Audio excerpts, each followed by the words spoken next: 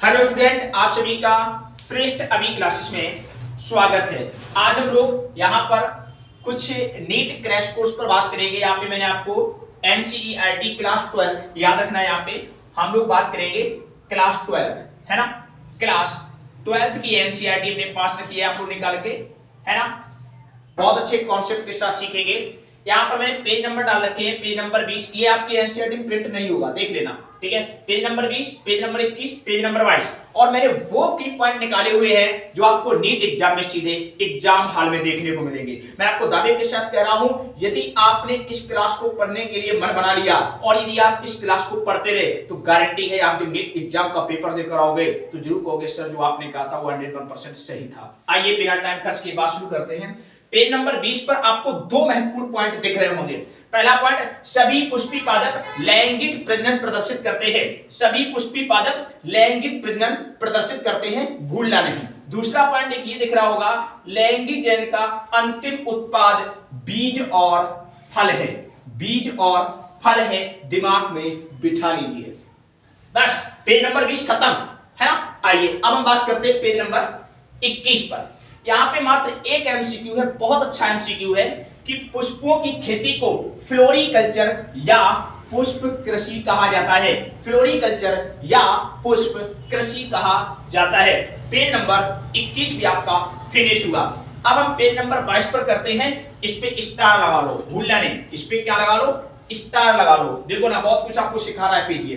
पहला पॉइंट बताया है, एक परागकोश में 2 पालियां होती हैं और 4 कोष्ठक होते हैं। लेकिन कोष्ठक से जरूरी है इसका दूसरा नाम जो है लघु बीजाणुधानी। इसको याद रखिए। किसको याद रखिए?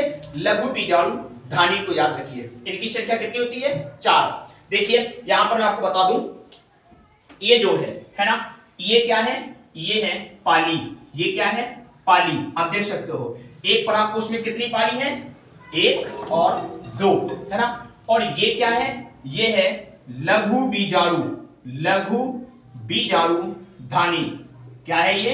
लघु बीजाणुधानी। इनकी संख्या कितनी है? 4। 1 2 3 4। एक पाली में कितनी लघु बीजाणुधानी होती है? 2। क्लियर हुआ? क्लियर हुआ? आइए अब हम तीसरा पॉइंट देखते हैं। अगला पॉइंट, लघु बीजाणुधानी आगे विकसित होकर परागपुटी, इंग्लिश में पॉलन सेक बोलते हैं, बनाती है। भूलना नहीं, क्या बनाती है? परागपुटी बनाती है। Very very important. परागपुटी किससे बनती है? लघु बीजाणुधानी के, लघु बीजाणुधानी से परागपुटी का निर्माण होता है। अगला पॉइंट बहुत इंपॉर्टेंट है। लघु बीजाणुधानी में 4 परतें होती है। कितनी परतें होती हैं? 4। Epidermis, endothecium, sorry epidermis, endodermis, middle layer और टेपिटम। ठीक है ना। यहाँ पे एंडोथीसियम होना चाहिए, ठीक करना। चलिए, ये जो 3 परतें हैं ये क्या करती हैं? संरक्षक का काम करती हैं और परागकोश के स्फुटन में सहायक होती हैं, है ना। संरक्षक का काम करती हैं और परागकोश के स्फुटन में सहायक होती है। और तीसरी परत जो है टेपिटम, वेरी वेरी इंपॉर्टेंट। ये खुद में एक इंपॉर्टेंट एमसीक्यू है। इसमें आपको 3 पॉइंट आने चाहिए। सबसे आंतरिक परत है, पहला एमसीक्यू, विकसित हो रहे परागकणों को पोषण देता है। दूसरा एमसीक्यू, और बहुकेंद्रकीय होती है। तीसरा एमसीक्यू।